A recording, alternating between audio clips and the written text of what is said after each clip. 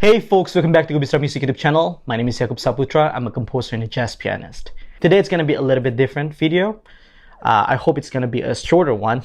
Today I'm not going to react to music or anything, but I just want to take a second to reflect on what happened during the Oscar, which is everybody knows already, where Will Smith have an altercation with Chris Rock. That's to put it as mild as possible. I'm not here to talk about who's right or who's wrong.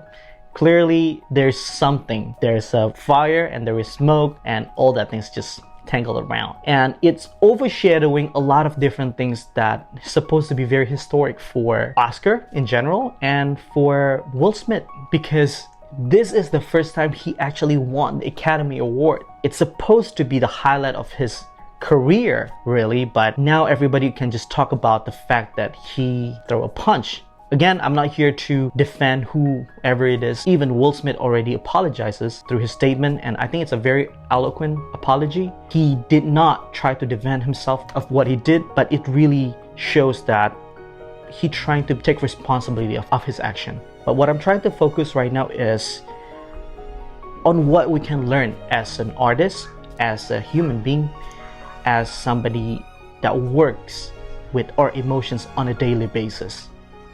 As a musician, as an artist, as an actor, as a painter, or whatever you do in your artistic endeavor, we thought that we master our emotion in such a way that we can just in a snap of a finger go from a very dark place in our personal life to a stage where we have to put a happy face, accelerating face. Maybe at the very time that we are actually celebrating something in our personal life, on the stage we have to be devastated. We have to act, we have to sing, we have to play a music or a scene that has to break somebody's heart.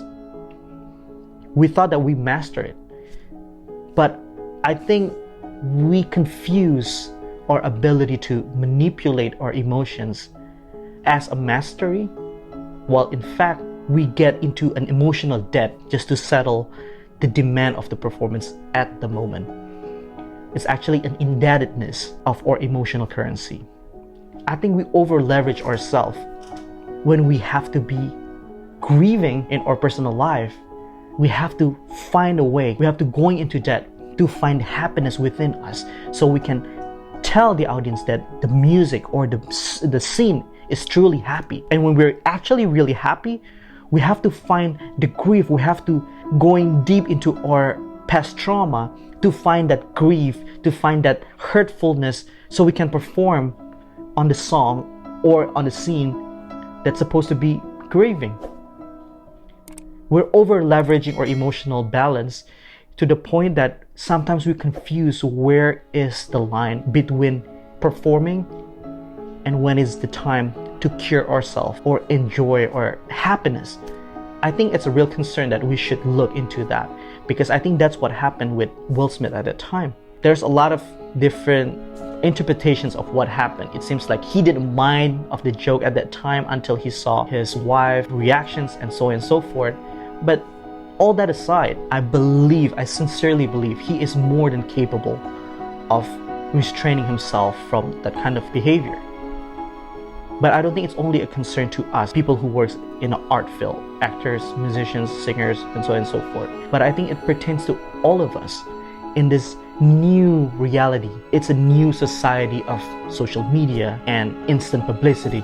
We often have to react to a certain news, and we have to show other people that we are collectively engaged to that emotion. Sometimes we were happy, and then in a blink of an eye, a news flashes, and we have to subscribe to that kind of emotions right away as a way to show empathy.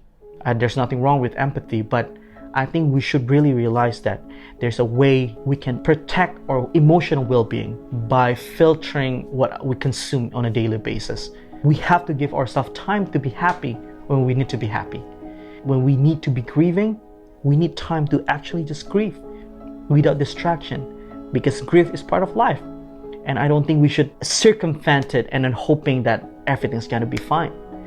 I think we have to deal with our emotional currency as it is. We have to deal with our circumstances as it is without over leveraging ourselves and manipulating our circumstances the way the society demands us to be.